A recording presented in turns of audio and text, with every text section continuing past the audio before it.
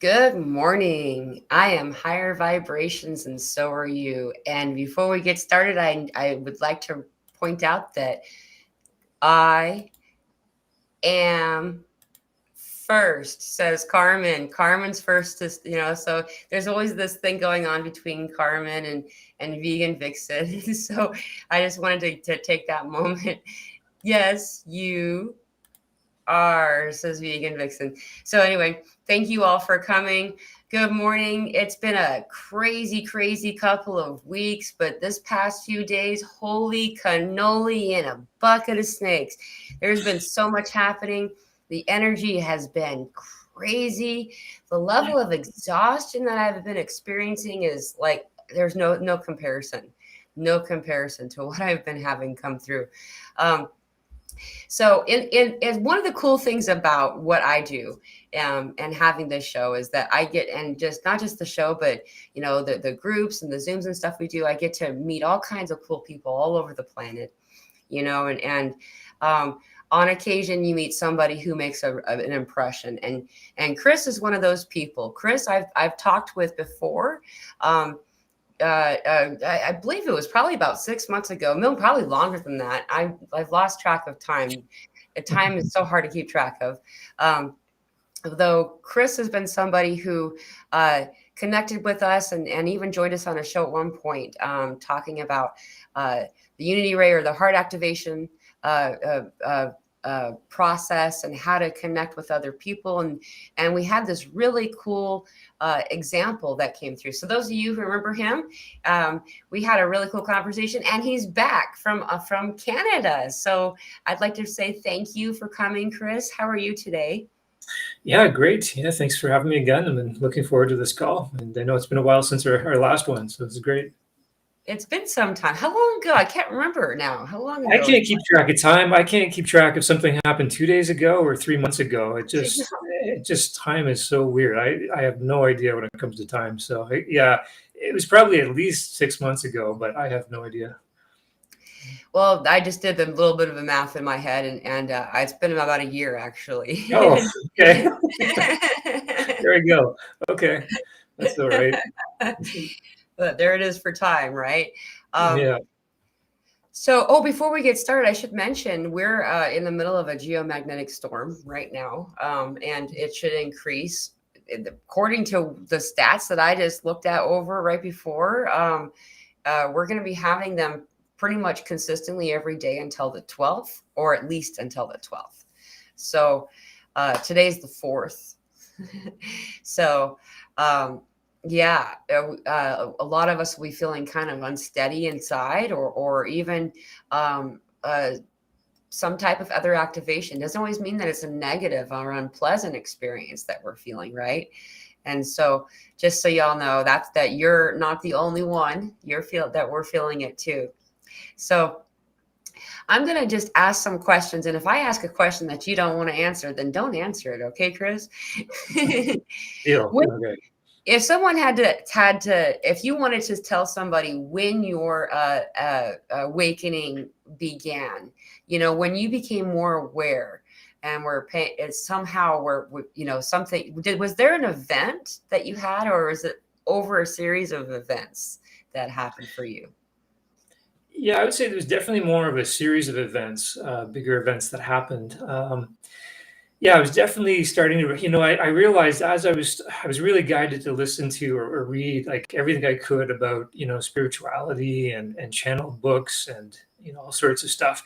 And as I'm reading and learning about oneness and all these different things, so much of it was like remembering. I was like, oh my God, I know this stuff, right? And so I just couldn't get enough of it. And so that was kind of the first. At first, it was very much like information based. Like I was just like, oh, I know there's something else. I've even, from a kid, like little kid, I know there was something more to life, something more to than what we're being taught. And things weren't just, something always felt like there was missing. And then when I started putting these things together and learning, then all of a sudden it was like, oh my God, yeah, this is it. And then, yeah, and then I dove into Tantra. I know Tantra was something that has been a very strong past life theme for me. So it was very easy to jump into that world again. And that was very activating for me. and had a couple, a particular partner that we had really strong past life stuff come up, and a lot of past life traumas and specific memories, and so much healing. And that's really when a lot of the really strong energetic stuff really happened.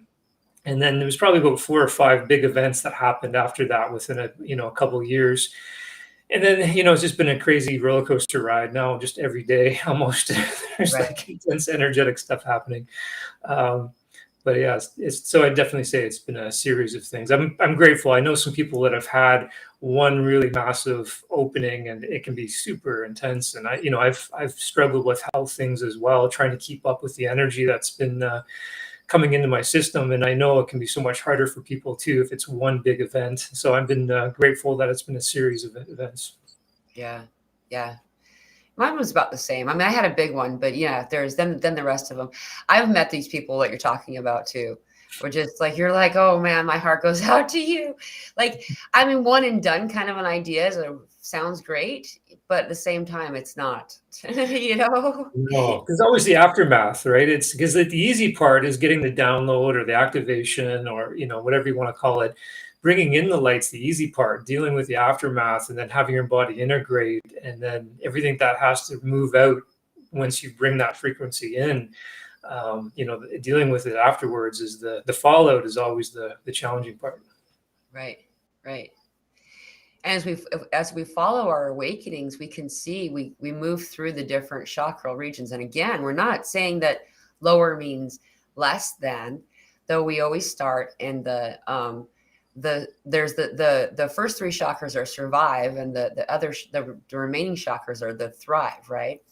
And we can notice where we are in our grand ascension experience based on the chakra that we're kind of focusing on. And this isn't including the fact that most of us, when we first come to our awakening experience, we're like, open third eye, because we do that almost every time, right? Let me see. Yeah. Then you get to a place where you're at now that we were just talking about. And that's what I was hoping to lead into is Mm. that it's so beautiful and so great to learn these things and to gain these insights. And then we realize, oh yeah, but now it's time to live.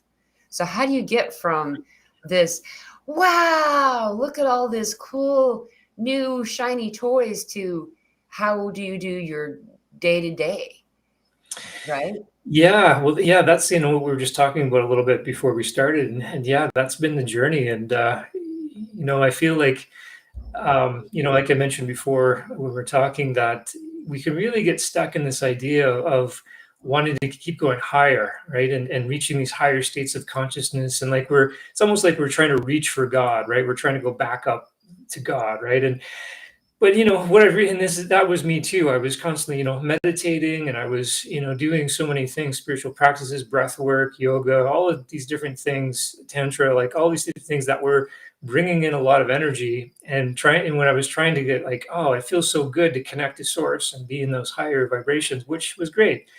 And I think it's really good to be able to access those higher states of consciousness. And like you say at the beginning of your show, we're high, you're I'm by higher vibrations, and so are you. It's true. We're definitely those things. And if we can reach those, that's great. Um, but it's just as important to really be able to bring them down into this dense physical body and this world, and be really like embodied. And if we can keep that balance, I think that's where we have a lot less health issues, and all these different problems that come along with this imbalance. And really, I feel it comes down to the imbalance between the masculine and feminine energies. And really, when you narrow it down, it really all comes down to that. Because for me, the masculine energies wants to go straight up, and it wants to connect with source, this very masculine solar energy. And it tries to avoid kind of that dense, kind of the chaos and the density of the physical feminine world that we live in here. And but the more we can embrace the messiness and the chaos and just being okay, like being in the body and feeling the emotions and allowing ourselves to kind of be in the mess of things and resting into that, that's when we can really balance both. Because what I've realized is that, before I used to always think, oh, I need to get back to source. I need to connect to God. I need to connect with my higher self and my guides and that. But what I'm realizing more and more is it's actually no, source actually wants to be human. It's like it wants to be human through you. So by you just being completely authentic and yourself fully, and working through our programming that we all have, and just be authentically you is really all we need to do. Right. It's nice to be able to reach those higher states of consciousness, but it's even more important to really just bring them down into the real world and just be human. Right. Yeah, I totally agree. In fact, charging up, and I did the same thing. Of course, I think we all do.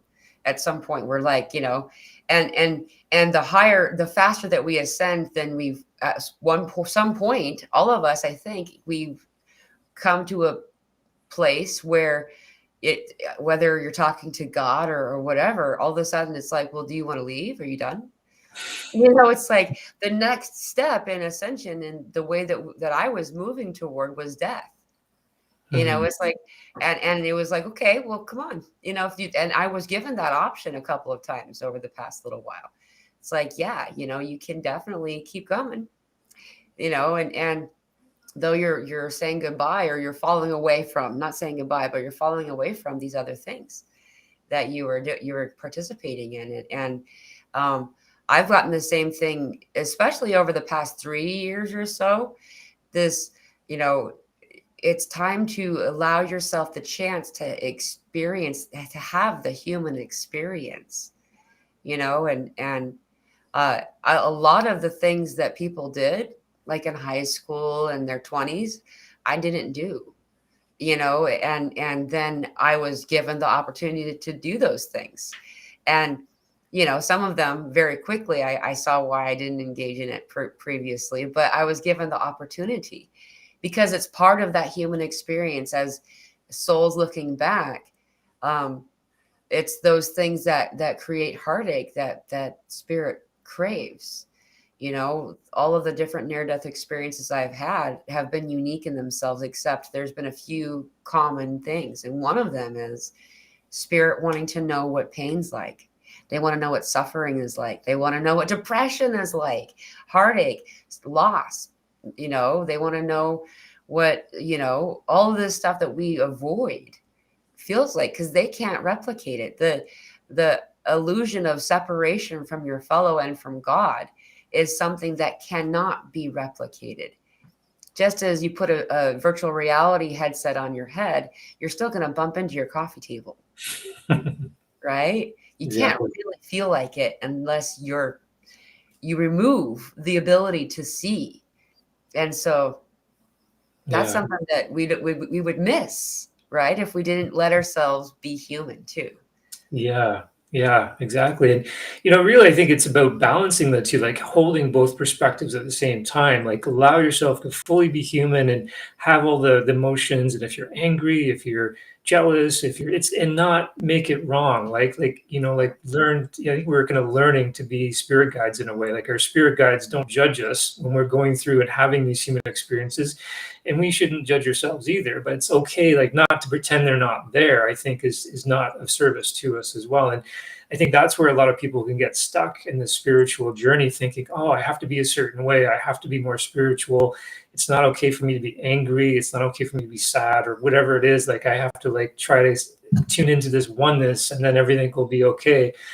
But really, I think that's like we get into the bypassing. Really when we don't fully allow ourselves to have those things, and a lot of times too is even trying to make ourselves feel better rather than fully allowing it to move through and fully feeling what's there.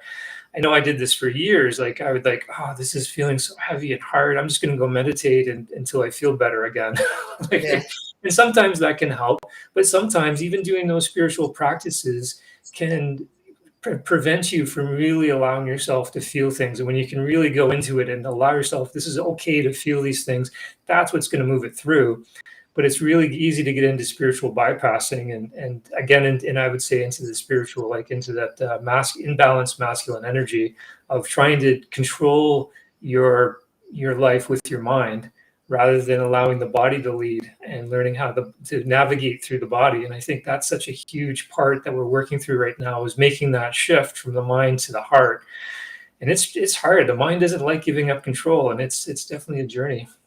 Yeah. Yeah. And every one of us can relate to that. Like, no matter if you're female or male in body, we've all been, and I know this isn't the favorite word, but I'm going to use it anyway. We've all been existing in the distorted masculine this entire time. Like, I mean, all of us, Yeah. and the distorted masculine is because it was incomplete. It was not a balanced. I can't think of a better word than balance, but that's not even quite correct. Though it wasn't in alignment with what we were experiencing, what we were meant to experience rather. And so it was just this lopsided, broken, half understood, half conceived way. And so it was sloppy, and yeah, it was charged through the flaming forest with a stick, like, and that was how I did everything too. Like, the level of trauma that we've experienced as a species, on a level of a species level, is in our DNA. And rather than allowing ourselves to feel through it and to acknowledge those things, we were charging forward and staying distracted. Yeah. Yeah, exactly. And yeah, and it's interesting too, is just, I feel like how many traps are in this kind of the spiritual realm as well. When, because I feel that true healing is bringing into balance the masculine feminine energy again. But when you look at so much of the spiritual realms, the spiritual communities, so much of it is around trying to control things with your mind, a lot, which, and again, yeah, and I'm glad you mentioned that too. So it has nothing to do with, again, being in the masculine body or like a male body or female body. Everyone, I think most people here know we have all those energies, the masculine, feminine energies within us, and we all have to balance these things. And you're right, I totally agree that we've all been in this really imbalanced masculine energy. But I feel it's like there's that two side of things, is that there's this fear I feel that's been around, the masculine energy has been fearful of the feminine energy. And so it's like taken over in a way. It's like, oh, okay, I can't trust the feminine energy so I need to over control with the mind and logic and all these things. And the mind has no way of navigating. And I think this is maybe a challenging concept for some people. And it took me a while to really feel into this, but that our mind really isn't designed to navigate us through our life. And it's part of this imbalanced masculine energy that the mind has taken all of this responsibility that it was never designed to do. And this is what's messed up our lives, like made things so much more challenging. And this is like what's caused the state of the earth now. And it's men and women, to be clear too, not just to put, it's just not, there's a lot of things with the sexes as well, but it's both men and women being in this imbalanced energy and operating in the mind and not trusting their body, not trusting their intuition, not allowing themselves to feel things. And that's really what's caused the distortion. So it's tricky, and I wouldn't mind maybe even talking about that a little bit more, about really maybe what that transition kind of feels like, and going through that because it's not a comfortable one, and there's a lot of dark nights in the soul. I think when the mind realizes that it's really losing control, and it's not necessarily a comfortable process. Yeah, let's talk about that. So, do you want to start? Yeah, sure. Yeah. So yeah, where to start with that? So yeah, I guess, like I shared a little bit of with our last talk. Like I've been, and what we've just talked about. Like there's just been this really intense energetic activation that's been ongoing for over 7 years now. And it's basically been, for the last 7 years, really a full-time job. Like it's literally about 5 to 8 hours a day where I'm just offline. I'm either getting massive downloads, which can be very blissful. A lot of times, just a lot of energy coming in, or big clearings, and then purging afterwards of this, like feeling like this heavy energy being pushed out of me, sort of thing, and a lot of exhaustion, and then a lot of just my body integrating and coming back, after all that energy. So I've been kind of grateful that this process that I've gone through it's really, I really haven't had to work at it. And I think that's really the key too, is it's this journey about ascension and descension, or maybe you can even say coming into the fifth density, or unity consciousness. It's not something we need to work at. It's not something we need to try harder for. It's really about learning to let the body lead. And we do that through like learning to listen to it. And we have to work through the programming to really be, because most people, when I heard this years ago, I think, yeah, of course, I listen to my body. I'm letting the body lead. And I had no idea that I wasn't at all, because I had the trauma that I had was preventing me, my programming was preventing me from really being able to listen to my body and to really allow that, to go. But as this energy has been happening, this energetic activation, what has happened is that if I'm doing something that's out of alignment now, I instantly feel I have no energy to do it anymore. Like I cannot make myself do it now. There's some things I can push. Like it seemed like it's almost like going down a funnel. So when you're at the top, when you're starting, you have lots of leeway. Say the center of that funnel is your higher self, is your like most aligned path. At the top of that funnel, you have a lot of room to play on either side of it. And then, but as you're going down the funnel, you have less and less room to move. Where just when if you get out of alignment, it feels really uncomfortable, and your body's like, nope, you have no energy for that. You cannot do that. And there's been so many times where I'm like, oh, but I just want to like manifest like I used to. I want to build companies and make money and do things and all these things my mind thinks it should be doing. Even doing yoga and meditating for years, I thought, oh, I need to do more of this. And my body's like, nope, you're not doing those things. And it forced me to listen. It was not comfortable. And, but I was fortunate that my system was so sensitive that I couldn't. But I think a lot of people, they don't necessarily have to go through this great big, uncomfortable energetic process that I've been going through, but just learning to listen to what you have energy for. And learning to tune into the subtleties of your body. It's like, do you feeling like, and it takes time, and this is where meditation does help, is like, or just embodiment practices of just tuning into those little subtleties. Do you feel an expansion in your body, or do you feel contraction with your body? And is like, do you feel energy in your heart, or do you feel like, is it feeling closed off? These little, and everyone's body is different, right? Everyone's body is going to tell them something different. But it's so often logically it makes no sense at all, like why I'm doing something or why I'm not doing something. And you just can't figure it out because the mind doesn't know what to do or how to do it. And it's a difficult transition to go from all of a sudden, I don't know why I'm doing things. I don't know why I just have learned to finally like, okay, like I'm just going to trust this now. And it's okay not to have money sometimes. And it's okay not to have a place to live or whatever, but it just somehow always works out. And I've just learned like, okay, this whatever's leading me here, this higher part of myself knows way more than my mind can. And it really knows what's not only best for me, but what's for everyone else too. And then I think another big part is really getting over the people pleasing part that so many spiritual people, light workers are so notorious for, as being people pleaser, because you cannot be a people pleaser and be able to let your body lead. And that's another big category right there. Wow. Yeah. You opened a big, important point right there. That people not being a people pleaser and authenticity go together so perfectly, like, and that sounds contrary because most of us do feel like it's natural for us to people please.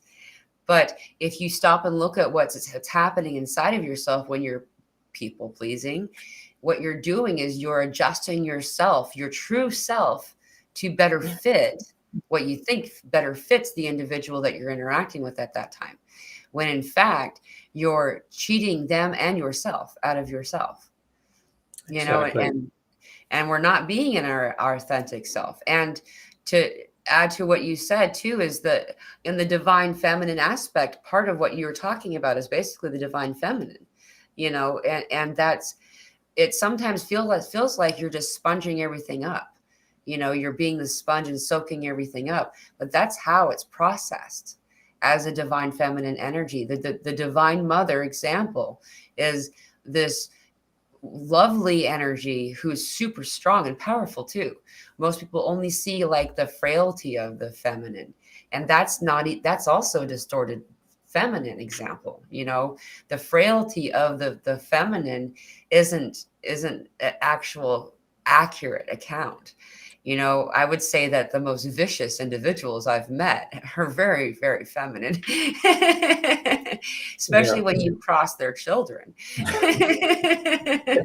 for sure. Yeah. Yeah. Yeah, I'm just really feeling too that I haven't shared this information with anybody. This is stuff that's come in over the last few months. I don't know how long, but I'm just feeling more with your audience here that this might be a good place to maybe touch on these things. And it might be kind of controversial, but I feel like your viewers are maybe able to might plant some seeds, or they might really resonate with it. But um, yeah, so where to start with this? But I'm just looking at your star behind you, and that star really is what helped you. It just started this whole cascade of this information that started flowing in for me. And what actually started it for me was I was looking at the shape of the heart. Like the heart shape that everyone just loves, and it's supposed to represent heart and love and everything. And I was looking at it one day, and I was thinking, why does that represent the heart? Because it doesn't really look like our heart. Like our heart has 4 chambers in it. It doesn't have the same shape and everything. And then all of a sudden, just from looking at it and asking that question, all of a sudden, all this information came in. And, and so if you imagine those 2 triangles that make up, if you see the triangle parts of that star, David, or whatever you want to call it, but if you imagine the triangle as 2 hearts, so there's a heart that those 2 triangles, right? So the one that we'd normally recognize as the heart, like this heart, I saw it as the masculine heart. And a heart going the other way, I can't do it, but the heart going like from the bottom up. So you imagine those triangles, but instead of being, so imagine going, there we go, the other way. Yeah. So replace the triangles with those 2 hearts, right? And this is something I might do a video on at some point with proper diagrams so people can see these things more. But there's a whole bunch of information. I won't get into it all right now, but one of the things that really came in was that we are actually all feminine, and the feminine body is prime. And this is where I feel religion has really distorted things and says that masculine energy is prime and the male body is prime. It's not. We all start off as female, and we shows up and proves that in as we're in the fetus and we're being developed. Everyone's female, and then what happens is we're all in a female body. Even like people who are the most masculine men on the planet are still mostly feminine. The only difference is, so we went from this upside down. I don't know how you did that again. The upside down heart. Yeah, it's the up down. Yeah. So the masculine energy kept turning and the orientation changed. So we're still in a female body, but we have more masculine energy, and obviously there's things that grow on.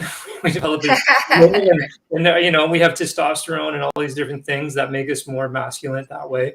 But it's really the orientation that changes. So the masculine energy is coming downwards, and it's looking at the Maya. The feminine energy is grounded. The feminine bodies are grounded in the feminine earth energy, but they're looking up towards spirit. Their orientation, they're looking upwards. So together we complete the energies.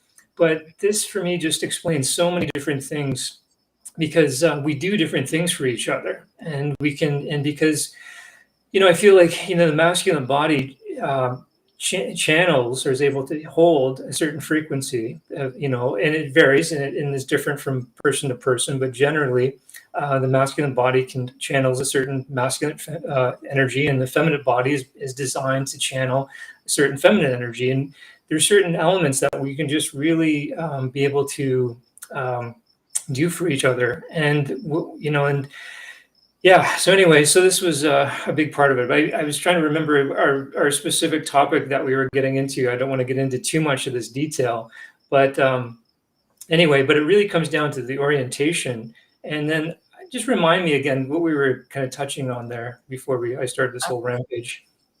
You know what? We could talk about anything. There's not any particular topic. However, we were talking about the fact that we are learning that we are all in this. We've been existing in a distorted divine masculine energy, and then we're learning now what divine femininity means. And the fact that you brought up some really important points too, the native culture is it's under the reason that women wear the long skirts. They're meant to graze Mother Earth, to graze Gaia, so that the skirt is long enough that it connects to Earth, and then it creates this bell energy that moves up straight up to the womb of the female. And that's why you'll see it in all of these different this is a day and age where people wear shorts and stuff like that all the time. However, when you're in traditional attire, the women wear long skirts, long dresses, and they're meant to graze the ground. This, you can tell too. I mean, if you're a dude, do the same thing. It doesn't matter if there's no judgment. I think that's, it really does change the frequency of who you are and what it feels like to be you when you're wearing a skirt and walking around outside. I think that's probably where cross-dressing started, was that the power that happens from this. And everyone can garner this, though. Yeah, there is a different aspect that's experienced as a physical feminine body. The part that people miss,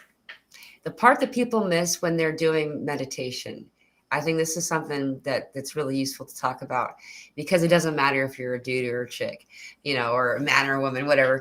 I'm not very good at those words.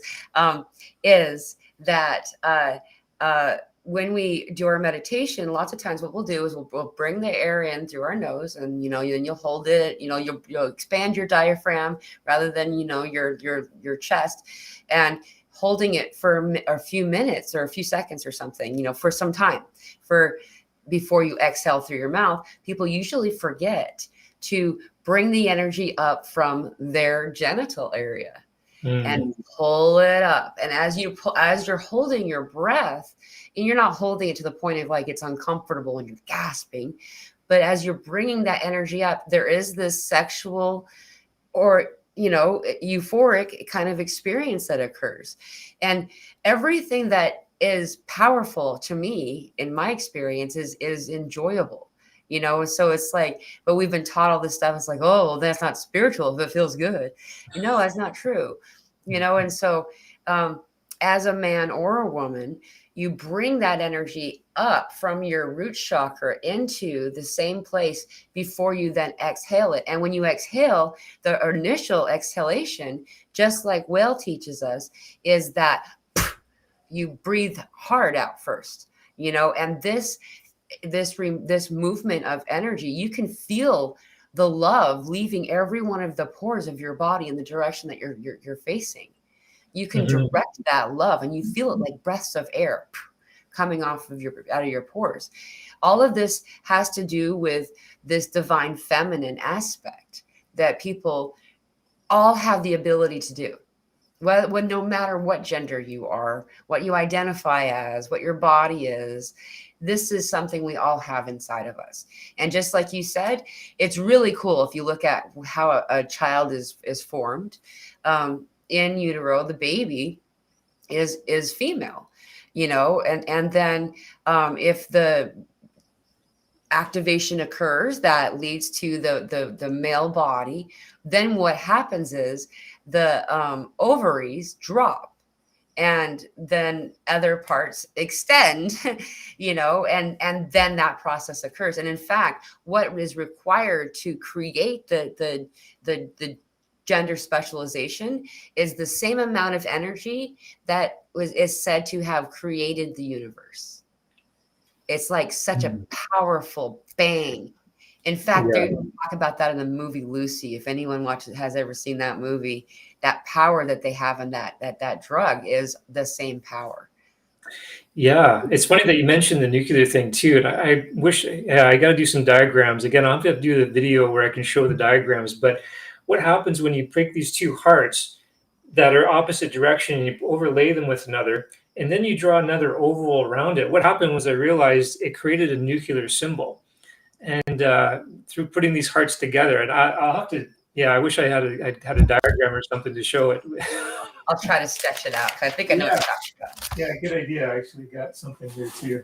And yeah, so it does actually, putting the two hearts together actually makes a nuclear sign. And We're both drawing now. yeah, you know, this is going to be a really bad sketch here. You want to see Okay, mine? can you Oh, see? yours is better. Yeah. Yeah, so if you can make out the two hearts here, right?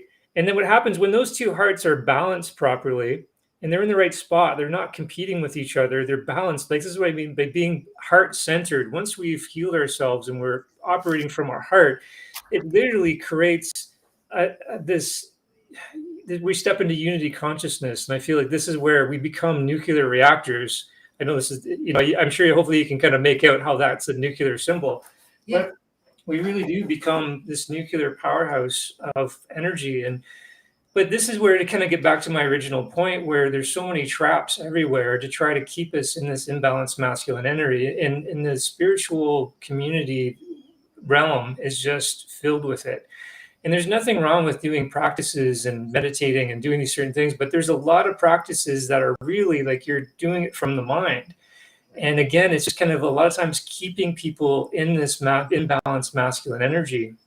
And really to surrender to our higher self. Like our higher self operates through us, through our body, through our emotions, and it operates like through our subconscious, which our subconscious is operating through our body, not necessarily our mind. Although people get messages and they can get communications, and they can get stuff through their minds too, but generally the body is where our higher self really communicates to us through.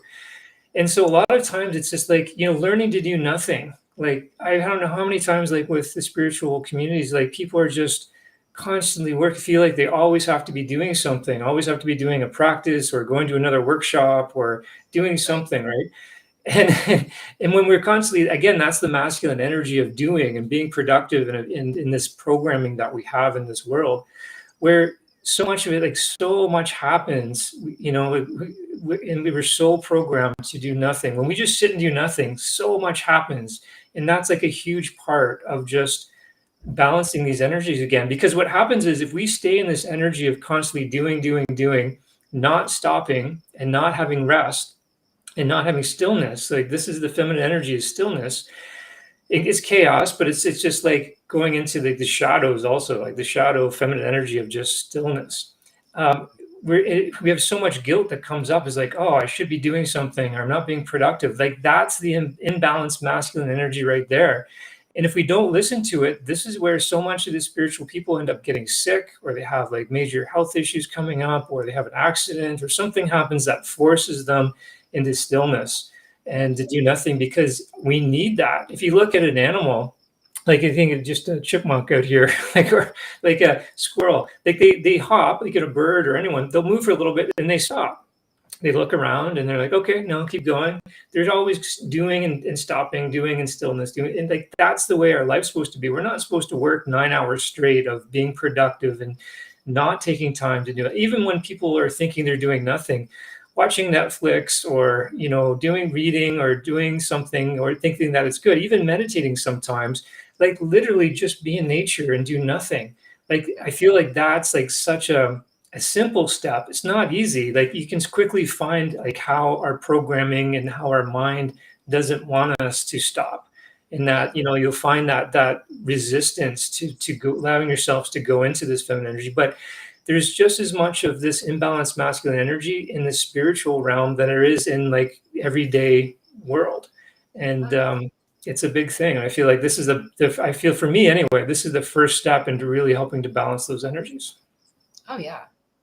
I, I mean, I think this is really important to talk about, because most people, excuse me, when we first enter into like the spiritual community, where we like start to learn information, learn these different things, and talk to people who are doing it too, we typically are focusing on the action stuff.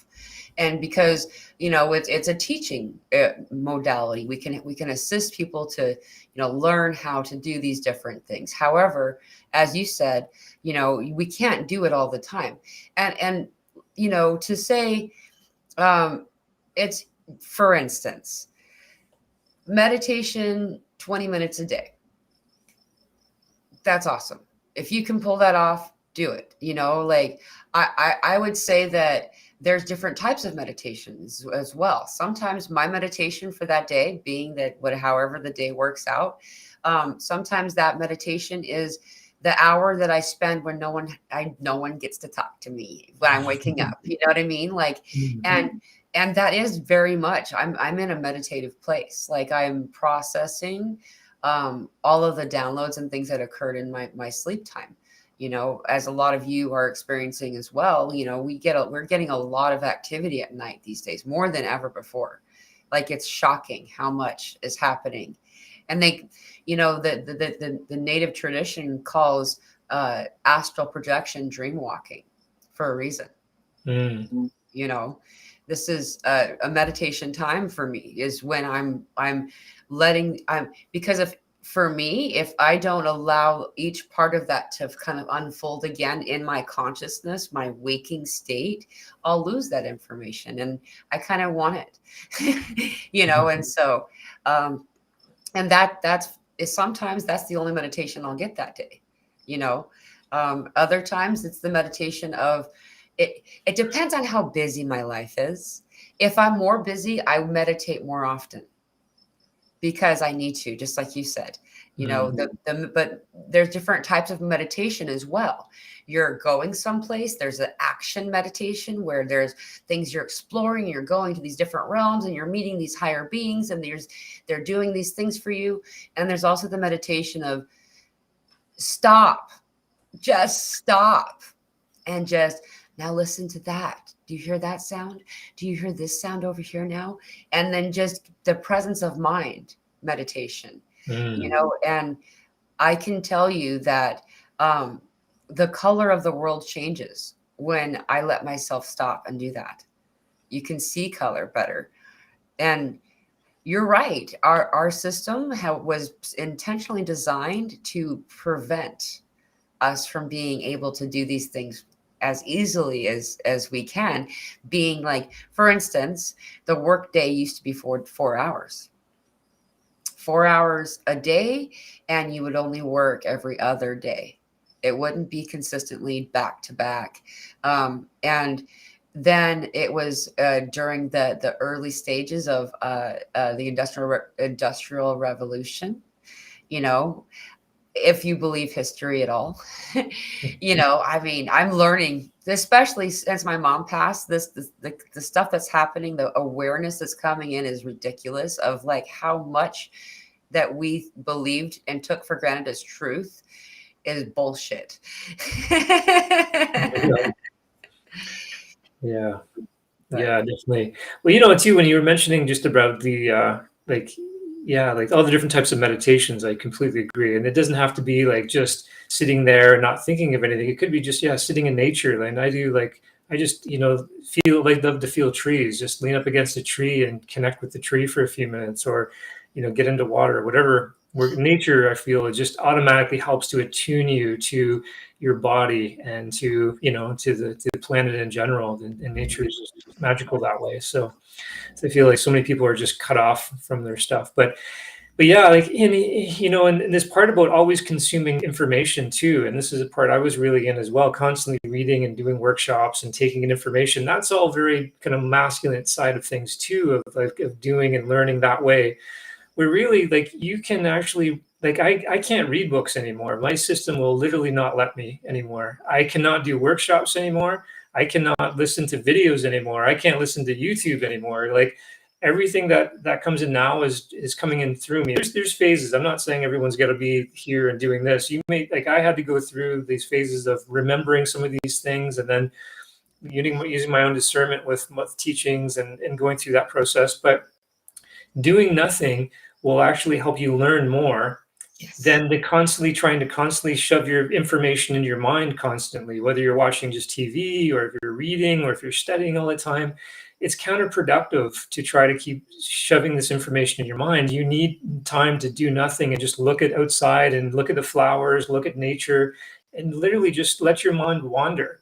too. It's so because your mind is digesting. This is where all your creative information, your inspiration starts to work, and then it'll. This is where the feminine energy can lines everything up for you. So then, when it is time, when you can feel, okay, now it's time for me to do something. All of a sudden, that's when you feel like, oh, now there's this like flow to it. Like, oh, I just met the right person. I just had the right conversation. Just things just bam, bam, bam. They just kind of like set up because you gave yourself time to just do nothing. That time is what you need to the universe to organize things for you so that you're in a flow.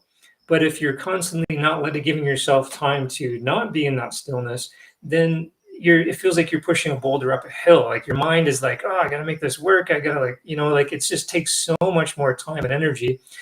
And then hopefully, you don't end up like me where I had severe burnout and adrenal fatigue and so on from like, I had a publishing company and a lot of stress with that and a lot of deadlines and so on, drinking coffee and not giving myself time to rest and do nothing. Eventually my body was like, well, you're going to have to now because now you literally have like really burned yourself out. And I feel like when a lot of times people are having a spiritual awakening, energetic awakening, a lot of times it seems to be accompanied by adrenal fatigue or burnout, because it's your body all of a sudden getting more sensitive, I feel, and all of a sudden saying, okay, it's time for you to balance your energies here. You've been in this imbalanced masculine energy so long. You haven't gave yourself time to rest. You haven't been listening. So now your body's like, okay, we're going to make you listen now. And, forces you into that stillness. Right. Yeah, definitely. I totally agree. And using the same method is, so I don't think I did it on purpose, but it started out with, you talked about reading and content, just trying to consume, because, we consume content just as we do, most people forget that at first in their beginning part of, and somewhere in the middle and then wherever you are in your awakening, is that we are being more aware of what we're putting into our body, food and drinks and stuff like that. But then we often forget we're also consuming media, and is this media really helping us? What happened for me earlier on, when I can't read anymore either. Like, and it's not that, I mean, I could if I really needed to, if this was, I had to for some reason. So far, there's not been some reason that I've had to. However, every time that I've tried to watch something or to read something, then it'll inspire a remembering is what the word that they use. So I'm using it, even though it seems like it's a backward word.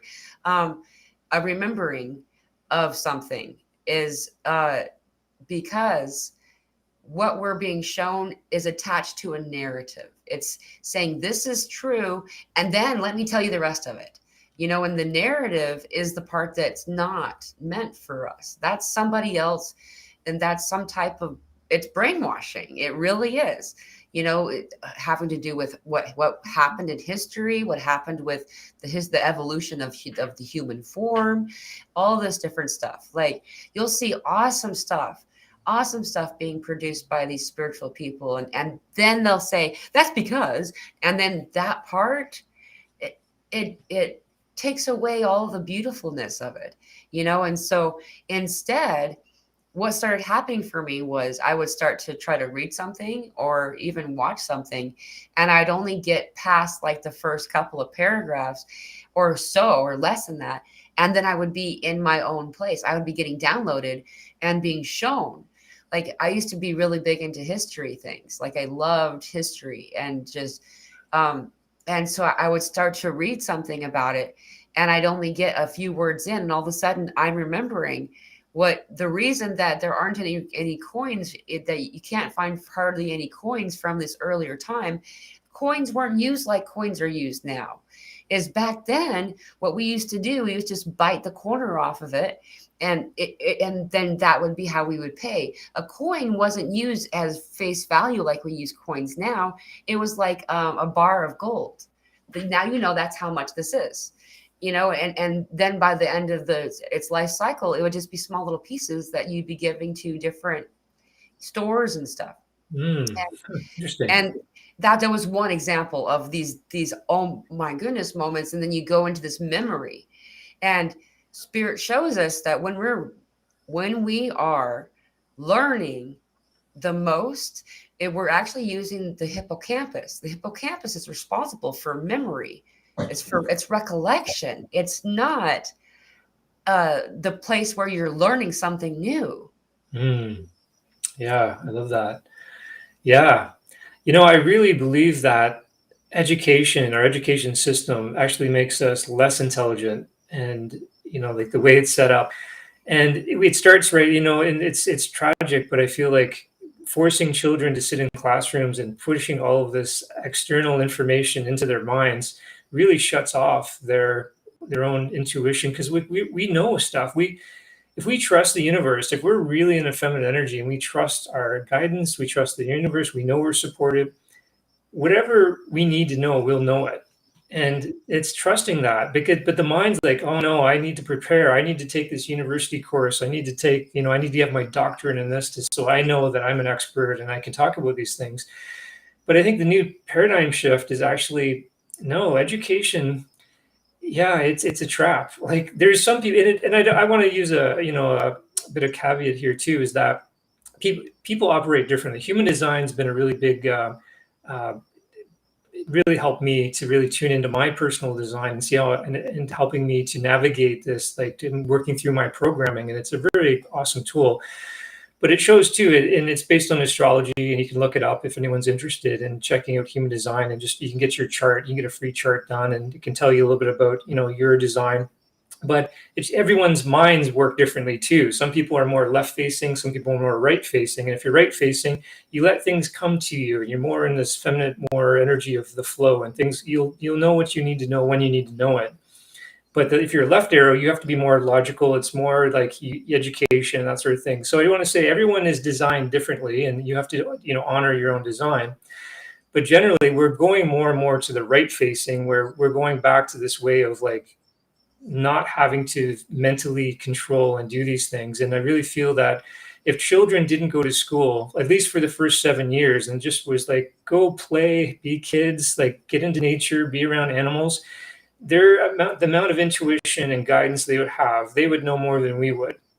And and if we didn't shut all that off by making them memorize things and forcing them into this artificial learning system, but if they're interested in something, if a kid's like a lot of interest in science or math or learning something, then yeah, if they have interest in it, that's, they know what to learn, right? They know what to focus on, and they're being guided.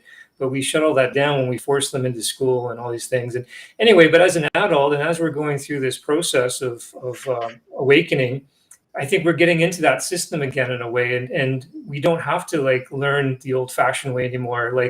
Like you said, it's more of a memory, because our higher self and from past lives, we know so much of this stuff, and a lot of times we only need a little bit to help us trigger a memory. So like, yeah, same thing with the book. It's a lot of times I'm just guided to read a paragraph or a chapter, and I don't need to read the rest of the book. That was all I needed. And then all of a sudden I got this whole memory thing came in, and it's like, that's exactly what I needed, and I got it now. Yeah, this is actually how I have a 10-year-old just turned 10, and she's I planned from the very beginning to do homeschool with her, and so far it's amazing. She's never been in the public school system, and I plan to keep it that way. What's fascinating is just what you described as how we do things. She guides the lessons. There are certain things. She doesn't like to write essays, but she's a storyteller. So that is the one thing that I do require. I mean, like, to me, that's important. You need to be able to have a legible penmanship and know how to spell, and punctuation, so it can be, transmitted, the story that you want to tell.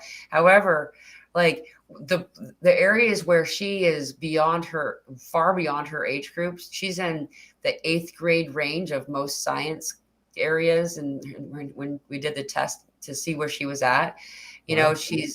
she really loves astrology, astronomy. She knows every exoplanet that she knows all this stuff. And this is all steered and guided by her. Like, we don't do, that was something else. I didn't start the school a lot of people know this, but no one even knew who I was, that that we existed. I didn't start school till I was 14, and that was my introduction into the world, and um, the first thing that I noticed was a room full of people that were all repeating at the same time. Like, that's called brainwashing, by the way, like the same stuff. And then even though you got the answer that they wanted to know, the answer about they gave you a question in math, and they wanted to know what the answer was, and even though my answer was correct, the way that I got to that answer wasn't correct, and so I failed. That makes no sense. Everybody finds the information the way that they're designed to do inside themselves. Those types of things. It's like you can really tell it's a flawed system, Yeah. and though flawed, I would say it's not flawed at all. They're doing what they meant to do. They're doing it on purpose. They're trying to brainwash the children of tomorrow, you know? And so, Yeah. I'm sorry, go ahead. Yeah, no, I agree. It's there's different levels, right? And I think that ultimately we're manifesting that, and like this is where I feel it's this frustration where everyone's talking about trying to fix things, and but then if they're not willing to go in and kind of be able to balance these energies in themselves, then like, that's where it all has to happen first. We have to like be able to do things differently and to heal and to balance these energies inwardly, so then that's automatically going to affect the outside world, right? And change these. But yeah, I agree that yeah, it's definitely been designed that way to keep that imbalanced masculine energy going, and it's obviously in every part of our society too. And I think what we've been told is intelligence is not intelligence at all. It's like one small part of intelligence. Like we're told that doctors and lawyers and scientists and engineers are all these, like we have to put them up on a pedestal because they were so good at school, and they were so good at memorizing all this information and regurgitating it. But for me, that's not intelligence at all. Like unless you have that intuitive part to be able to feel into your information and to feel if something feels right. What happens is, yeah, like if you're just in your mind and you can really good at memorizing and really good at regurgitating it, that really just makes you gullible, because whatever information is your computer, whatever information is put in, you're going to regurgitate, but there's no heart with it. Then you can't all of a sudden use discernment as like, okay, I know this information you're telling me is really makes sense. There's a lot of logic, and I see all the graphs, I see all the studies that you've said you've done, but something just doesn't feel right in my heart. This doesn't, I can't do this because it doesn't feel right to me, right? This is the part that not all doctors, there's a lot of good ones who are really starting to get intuitive and tune into things like that too. But the majority, a lot of them are like so in their mind that they can be told anything. If they're told anything in a logical way and part of their religion, which is their whole medical system and medical science textbooks and so on, that if it's in a medical site, then it's their law. And yeah, they're going to regurgitate that no matter what. But the doctors who are starting to awaken up, and they're like, wait a minute, this doesn't feel right, or there's something not right here, and they can actually question it. They're the ones who are going to really like are stepping into this new way of balance, right? Because I feel like true intelligence requires the balancing of being able to feel the feminine energy, of course, with the logical masculine too. We need both, but if we just have one, there's no intelligence there. Right. I totally agree. In fact, doctors are specifically what I think of when I think about this, is because, well, that's what I was going to do. Like, that was my goal, like, and thinking that would be helping somehow, and then just as I got into the system, I saw how stuck a lot of ways were, that there wasn't much that one person could contribute. At least at that time, I didn't feel. But the point here is that starting from, the age of kindergarten, so typically 5 years old, all the way until, they're done with their 10 years of medical school, they're in there in their practice. Through that whole range of time, it's always working harder and harder, adding extra hours of study every day, and all this. And the only way to succeed in that system is to be able to, as you said, regurgitate someone else's information. And if you can regurgitate it, then you are, succeeding. And so therefore, until they're in their later years and being a teacher, or just teacher, a doctor, they're not able, they don't have the time or the ability to stop and really think, is this right? It's just answer back. It's regurgitation, the answer back. That's so it's not that they're the bad guys. They don't even know, because like my daughter said a little while back, it's they're not the liars. They're just repeating the lies. Yeah, they've been the most indoctrinated, right? Right. And they've just because they did, yeah, the process they go through is just programs them Right. to that, and yeah, it just kind of totally shuts down the feminine energy, their intuition, a lot of times, and yeah, it's unfortunate, but I think this is one of the things that really, COVID and everything really brought this to light as well. And I think it's going to continue to, we're kind of seeing how crazy the healthcare system is and how it's not, obviously working for us. It's working Right. more for, obviously, for big pharma. So, but people are waking up and seeing that, right?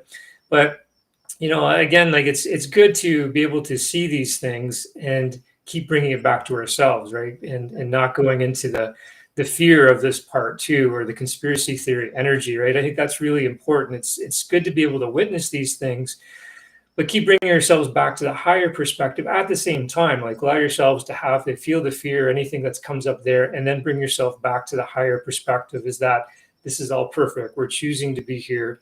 This is like we want to be here right now, to be, to go through this transition that the earth is going through right now, and it's all perfect. We can't screw this up, and not get lost in this whole that conspiracy energy that can really take Right. people and kind of spiral out of control a little bit. Yeah, using your own discernment. That's actually why I like to talk about these types of things on occasion, is that allows you, that affords you the ability to use your own discernment, and um, that time, that phase of our development, in that, again, going back to the early, the industrial revolution period, that was when the workday grew bigger and then school became a requirement. So now we're in this other side of the token, though. That's what's so cool about this topic, is we're talking about, yeah, so in some ways it's our present, but it's also our past, and it's more of our past than our present, especially these days. I don't In this country, in the US, it's something like 60%. I believe about 60% of parents are choosing to homeschool, Wow. and um, it's, that statistic could have changed since I've last looked, but it's relatively high compared to what it was back in 2014 when I first looked into it, and that's a positive thing. What's more, though, is that allowing yourself to just let your own self guide you in your understanding of things as it comes in, like whatever someone else tells you doesn't. I would say that everything comes forward for us in the moment that it does, for a purpose, but most of that time it's so we will do our own investigation or do our own, considering of the thing, and if it is attached to fear, like fear porn, then it's bullshit. That's just how it works, Yeah. right? And so I don't even click if it's fear porn. I just Hmm. know it's, and usually it's the same story being told time and time again, and I've already seen it anyway. You know what I mean? But Yeah.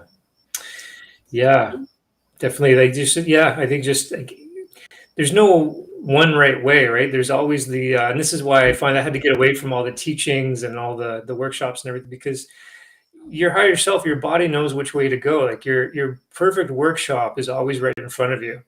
And yes, sometimes going to actual workshops is the right thing to do, but a lot of times it's just you just have to fully be in your life, and like you said before, like just fully allowing yourself to feel things. Like that is the ultimate, like in noticing things, like you said, like noticing like where you are in the room right now, what smells you're smelling, what the colors you're noticing, the sounds you're hearing. The more present we can be and practicing that, because it is a practice, the more we start to tune into those subtleties of our bodies, like, oh, wait a minute, my heart feels a little different right now. It's like it's guiding me, I want to do this, or you can start to tune into that guidance more. But it's a practice of tuning into the subtleties of the body, and to be able to do that. And I think the other big part, I guess, another big topic with that is diet as well, and that's maybe another whole category right there. But you know, yeah, like like being able, like, if we're constantly putting toxins into our body constantly, then it gets numbed out, and we can't tune into the subtleties as much when we've been bombarded with toxins as well. Right. Right. And if we do take in toxins, we know how to transmute them. It just takes up so much more of our energy and time. Yeah. Our resources are devoted then to purging those toxins, and it's like you'll be fine, but it just, I don't know. You could call me lazy in some ways because I'd rather just not do that and just kind of stick to the good stuff so I can just coast, you know? Yeah.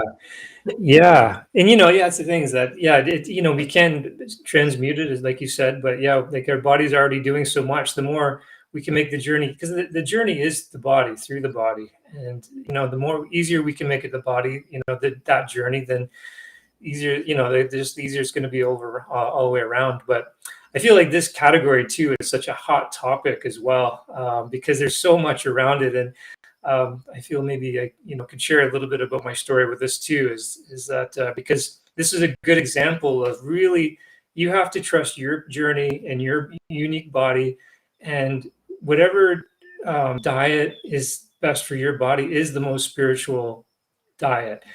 And like, I'll just share a little bit with my journey with that, is that I was vegan and vegetarian for years, and I had so many health issues with it. I was eating like really good vegetarian and veganism, where I was like balanced and doing all the right things, or as I thought. But my body, after a couple of years, my body was just felt like it was dying. Like it was not digesting it properly, and just was not working for me. And finally, I gave it up. And I actually, when my partner and I first started channeling, the first thing that came in is they told me that you need to start eating meat. And I was like, there's no way in hell I'm eating meat. I'm not killing animals. I'm not hurting the environment. I'm not doing all these things. And kept getting the message. My health was getting worse. And as I finally was like, okay, I got to try this. And I started eating meat, and my body was like, oh my God, thank you. Because I had so much energy stuff coming in, and I needed all the grounding I could get. And and learning, and actually, as I kept connecting with plants and trees and so on, I realized, wow, plants and trees, and they're just as conscious as animals. So we're not getting away from the whole killing thing. If you're killing, they're just as conscious. They have feelings and emotions and everything else. So it's like, yeah. So anyway, so that's just another thing that I feel a lot of people have. If you're listening to outside authority and you've been told that eating vegan and vegetarian is the most spiritual thing, and it's the only way to lighten your energy and all that stuff, I would have died by now if I didn't, if I had to gone to that, back to meat. And now I'm basically a carnivore, and I eat, as consciously as possible, like local, grass-fed, pasture-raised, as clean as possible. But I eat just meat basically, and my body's thriving now and on it. So I'm not saying that's everyone's journey, but that's what my journey was, and that's what my body was asking for. And I've tried it, and then this was just, so you have to trust that. So really question all the things, and because I went into this too. Everyone, including all my teachers and my schools I was going to, said you had to be vegan. And I feel, especially if you have a lot of energy things coming in, a lot of people out there, I feel, in the spiritual world really do need meat, and they're just not listening. And if you're having some digestive issues, then yeah, it's something you just really have to tune into that. Right. And I would say too, on top of that was something that shifted for a lot of people about the same window of time that happened to you. Like it's crazy, me as well. And I wasn't choosing veganism because like it wasn't ethical reasons to begin with. It's my body would say no. I would eat something that at first it was things like hamburger specifically, and then it became like, all red meat, and then and then it evolved on its own. But anytime I would eat it, I would get sick. Like, it would go straight through my system, and just it was not worth it, Yeah. and then so I went years like that, where it took probably about a year to slowly remove all animal from my diet. However, then about a year ago, like, all of a sudden, my body started craving meat, and it was the weirdest thing. And again, I wasn't a vegan for ethical reasons, but then later on, after I was there, then I was like, and on top of it, I'm not killing anything, cool, but um then after a time, yeah, like, I wouldn't call myself a carnivore exactly, but I'll eat meat probably about every week or so. Sometimes a little bit more often than that, but not really.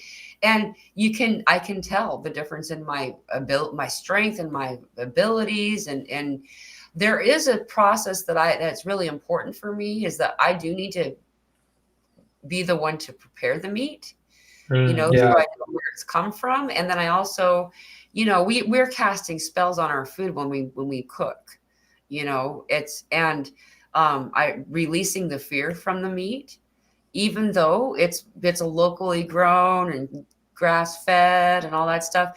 There's still, you consume whatever energy's in it, you do. And so releasing that energy, how do you do that? Is there a method that you go about doing that with? Yeah, well, for starting with, I try to buy as close to source as possible. Like, I buy in bulk directly from farms and so on. So less people are touching the meat and in my food. And I don't eat at restaurants. I just can't eat at restaurants anymore because, one, the oils they cook with, the seed oils, it just doesn't work for me. And then so many more people are touching your food too, which really is Yeah. the more of the issue. And so that's one, eliminating more people touching your food as much as possible, and that you're more of a direct source. The more you can go to a local farm and buy directly, is in knowing where the animals are treated well, or even vegetarian. If you're eating more plant matter, still going directly to a farm is way better. And then, yeah, I just can't do restaurants anymore. And then, yeah, I always kind of like just bless my food and put some energy into it, and just thanking the animals, or thanking the people who prepare the food or whatever it is, just to put some, and just getting myself into that grateful energy before consuming it, and just being grateful for it. And I think that's really all you got to do, or for me anyway. But I couldn't figure out why every time I ate at a restaurant, even though it was the most healthiest the restaurant I could find, I would still not feel good afterwards. And then I realized, in what I was told when we were channeling as well, that it's more the energy going into the food is just as important as the food itself. Oh yeah. Oh yeah. In fact, so I see energy. And Yeah. this is really a fun thing. I did this because my daughter is really high frequency, and so are the little people that she hangs out with. And so we were growing cherry tomatoes. That's something else too, is there's a thing called a biosphere. Your biosphere is it starts at your heart center and it goes out, right? And the farther away from your biosphere that you go, the less in alignment the food is. So that's grown, the farther away from your biosphere, the less in alignment it is for your biosphere, for your body. That's also why a lot of indigenous individuals will, and just farmers in general, will put seeds in their mouth before they plant them. They're coding the seeds with their DNA, what their body's going to need. Um, and so that's why food grown in your backyard is better than the farmer's market, then the farmer's market's better than the grocery store, and so on and so forth. Especially things that have been like transported in from far distances, like bananas, for instance, and well, that's a whole different topic, bananas. But, and then, so what I did though, this experiment was really fun with cherry tomatoes. I had my daughter pick a bunch of cherry tomatoes, and they all had, and these kids could see the energy. That was the coolest part. But there was 5 of them. And so she picked 5 cherry tomatoes. And then she took one of them and gave the other 4 to the next child. The energy that the picker, Maddie, my daughter, had, she took some of the energy with her before that of those other tomatoes, and it went down the line. And the last child, the cherry tomato was dimmest. And Hmm. they were in a good place too. They're in a happy place. Now to think about somebody who's a disgruntled worker, somebody Yeah. who doesn't like maybe they just got off the phone, maybe they're in the middle of a divorce, or who knows what's going on. That energy is getting put into that food. And if there's a whole bunch of workers, a whole bunch of people who are touching and interacting with this food, they're not just taking from it, but they're putting something else in it. You Yeah. know, Yeah, exactly. And you think too, the restaurants too is just like, I used to deliver milk as a kid into restaurants, and you work going in the kitchen and just, yeah, unfortunately, like, the restaurant industry, there's a lot of stress, there's a lot of addiction energy going on. There's a lot of, and then, yeah, that energy is going right into your food. And, they're mixing it and doing other things to it as well. They're not just touching the, food with, yeah, yeah. Anyway, yeah, I feel like it definitely, our whole food, obviously our whole food industry has to change as well. And this is something that I've been kind of feeling into and trying to see how we can get more direct front to farmers, direct in setting people up direct with farmers. And I'm definitely interested in exploring that more and working with a couple local farms to seeing if, starting a co-op and just exploring different ways to get food more directly to people that are healthy and nutritious. And people don't realize too, when you buy in bulk, when you buy directly from a farm, especially when you can buy meat or eggs and that stay good for a long time, you can buy for a month, and it actually works out cheaper than buying it from a grocery store. mhm. And they save a ton of money. People think it's too expensive to eat carnivore or keto or whatever is right for you, but it actually can be a lot less if you can just do the research and find local farms and buy in bulk as well. That makes a big difference. Oh yeah. Oh yeah. And this is a little tidbit of mine is some just out of all this big conglomerate. This is a big topic. I know we're not going to cover everything that we would like to. However, one specific point here is a very specific ingredient that you'll find in most foods that are made outside of the home, and that is vegetable oil or canola oil, also known as seed oil. It's not actually made out of vegetables, for those of you who are wondering. Um, and the topic of chocolate, by the way, too. Chocolate, there's nothing wrong with chocolate if it's chocolate, if it's actually chocolate. Um, like so dark chocolate, but again, is there canola oil in there? Is there vegetable oil in there? Most of the things that you'll find that has been pre-made outside of the home typically will have this oil in it. And I'm just saying this is me, okay? Y'all have your own discernment and your own experiences. However, I feel it in my lungs after I've taken a bite. Mm. There's something that my body gets really upset about. Like I find struggling to breathe a little bit, just a tiny bit. You can feel it, like a tightening up that happens in the lungs. And um, I have found though that when I remove that from my diet, then yeah, you end up removing all pre-made food. Yeah. Most restaurants will use this as a frying agent. They'll put it into baked goods. You'd be surprised once you start paying attention. And, I suggest, if anyone's curious, look up the process of creating canola oil or vegetable oil. Yeah, sunflower oil, like, yeah, all that, palm oil, yeah, all those, definitely. And yeah, and it's just in everything that's processed. Like, this is the problem too with, you go into a grocery store and you go into the health food section, and you think you're buying something that's organic and it's keto, or if it's like gluten free. Those are the worst culprit. The first, second, or third ingredient is palm oil or sunflower oil, and it sounds okay. It sounds like, oh, this is vegetable, whatever. It sounds natural, but yeah, there's so much research out there now that it causes so much inflammation and digestive issues. And I think too, this is why I think a lot of people who are wakening up and their bodies are getting more sensitive, all of a sudden they're having all these digestive issues because they're more sensitive to these things now, because their body is getting lighter and they can't deal with the sludge that we're putting in anymore, and you become sensitive to it. And yeah, like literally like 98% of the food in the grocery store I don't even consider food, unless Yeah. it's like has less than 2 ingredients in it. Ideally, no ingredients, just one ingredient. It's not really food. Things weren't most supposed to be cooked together and processed together. And I think it's like we have to get back to you know what we've evolved with in a way, back to what our human body was looking for. And that could be different. I don't want to say everyone should eat meat. I'm saying, like, you really got to listen to your own intuition, your own guidance, your own discernment, because everyone's body's different. And there's different phases, like you were saying. Like, you had to go out with meat and came back in, and that I've had to change my diet a few times as well. And there's different phases to what our bodies need at different times, so we can't just get into dogmatic views like, oh, this worked for me now, so it's always going to work. And I have to stay open too. Maybe there's a time where I go back to being a vegan or vegetarian, and that might happen. And I think that's another whole category too. But like, staying out of dogmatic thinking, right? That this is your way and it's the only way, and like always keeping an open mind about everything. It makes this journey so much easier. Oh yeah. Just listen to your body.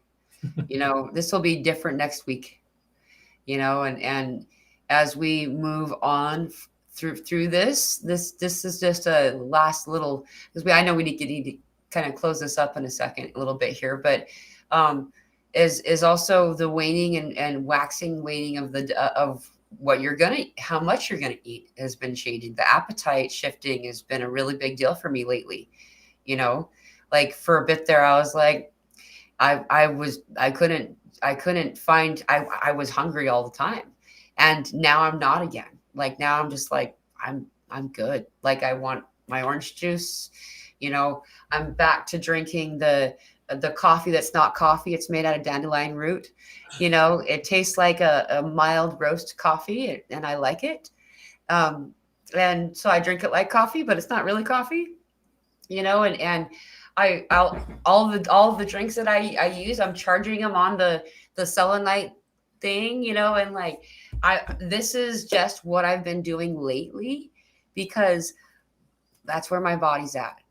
Also, for those of you who can resonate with this, just because it's happening to me, the past 2 weeks, I've not been able to get enough sleep, and I'm sleeping a lot. And I could still be sleeping right now if I wasn't doing this show. Like, it's crazy how tired. And I don't feel like there's something wrong. It's that there's something going on right now energetically, and so that I bring all these points up to say, listen to your body. Your body's going to tell you, on many different levels. Sometimes our body says we don't want that food by purging it quickly. Sometimes, you'll notice that just before you decide to eat something, that you just feel icky inside. Your body's saying no. That's why a lot of cultures will eat with their hands and not with utensils. If you touch the food first, then your body's like, I'm good. I'm not into that, and so it's just, listening to how it feels on the inside before you even consume the thing will really help you. So, healthier alternative to canola oil, I would say the olive oil is like if you're going to use an olive oil, and again, being aware of the kind of olive oil that you're choosing, because everybody isn't all the same. Just because it costs more doesn't mean it's better. Yeah. That's not a true thing. Yeah, with olive oil, you got to be careful too. Well, a couple of things. One, it's not good if you heat it up. It's good if you're putting it on salads, but olive oil is not a stable oil. So if you're heating it, it then, if you heat it, it then turns into something that's not going to be digestible easier as well. The other thing with olive oil, you got to watch in the grocery stores. A lot of the olive oil, they actually put other seed oils in olive oil, and they don't put it in the actual ingredient list. So it can be hard to get a pure olive oil. But if you get usually the better ones, or the ones that unfortunately you do pay more for at a health food store or something, it is pure olive oil. But there's a whole thing, if you look it up too, they don't make it easy, because olive oil it can be hard to find a clean one. Avocado oil is usually a good one too. But again, those two you don't want to heat up. But ghee and butter and animal fat, like the beef tallow, they all heat up well, and they're really stable and really good for you as well. So, Yeah. I use a lot of butter. We like butter. well, yeah, you about a stick a day. Yeah. So grass-fed butter, yeah, Yeah, real butter. And that's the yeah, thing. Even when that's why I used to say I'm almost vegan, because the butter stayed in our life. It never went away. mm, But yeah. I love butter, and so does my daughter. Well, the fats, I find the fats are just such a huge part of what is causing so much of the, there's so much people having problems with, cognitive issues or like having a lot of, yeah, just brain problems. And I think because our brain really requires a lot of calories and a lot of fat, it really runs off fat. And if you're not getting good quality fat, and it's not, not all this processed stuff, the fast foods and all these seed oils, our brains can't function properly without, omega-3s and these good healthy fats for our brain, because that's what it needs to function. And it can be hard to get if you're not really paying attention to those things. Right. Definitely. I got one more question to answer here. She asked dandelion coffee. So I actually don't purchase mine. I'm sure you can. It's dandelion root that is cleaned and dried and then ground like a powder for coffee. So um, I'm sure you could purchase it. I mean, this is something that I a local told me about years ago, and I was like, I'll try that. Because dandelion, there's a reason that it's illegal. It's illegal in this country, in the US, to have dandelions. If you have too many in your yard, there's this whole thing, you'll get ticketed, and you have to keep your lawn full of grass, and you can't put vegetables gardens in it. The front yard is not supposed to be. It's a whole thing, but there's a reason for it. The dandelion, every part of the dandelion is awesome. The root, the flower, the leaves, everything, the stem. You can dandelion wine is not really wine. It's like medicine. There's a lot of things you can do with it. There's so much helpful.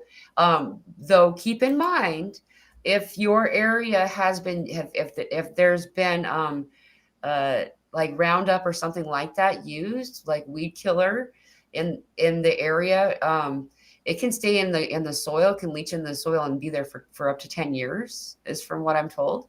So just be aware of the area that you're harvesting your dandelions from, to be sure that it's free of these types of chemicals, because yeah, they had that big old settlement about cancer or whatever, and everybody was getting the settlement, but you can still buy it it's still on the shelves, because in the US, that's how it works. So you can also get the tea, though. Yeah, like Cheryl says, there's the dandelion tea is everywhere. You can find that in most detox teas will have dandelion in it. I just prefer it in a coffee setting. It tastes better to me. It's a little more bitter. But if I use it in a coffee and then like add some, I usually use cream, then and honey, it tastes pretty good. So anyway, this has been an hour and a half. They just went by so fast, Chris. Like I'm not even started yet. I know, it feels like we just got started here, so I guess that's a good thing. Yeah. Well, I hope that you come back sometime. This has been a very Yeah, good conversation. definitely. It's always interesting what we end up getting into. So yeah, anytime, I'm happy to. Well, thank you. Hmm. And thank you all for joining us today. Um, uh, I won't be doing the Friday Zoom this week. That is the day of my mother's funeral, so I won't be available that day for our normal Friday Zoom gathering. However, I will be doing it next Friday and picking up from where we left off, doing it every Friday at the regular time.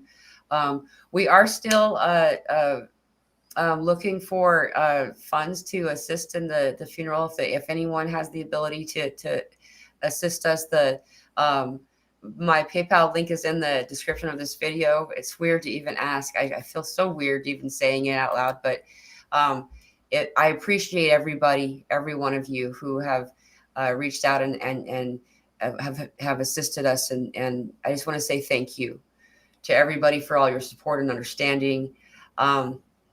And Chris, thank you so much for being here today. I hope to see you again soon. Yeah, thank you. Thanks for having me. We'll talk soon. Thank you.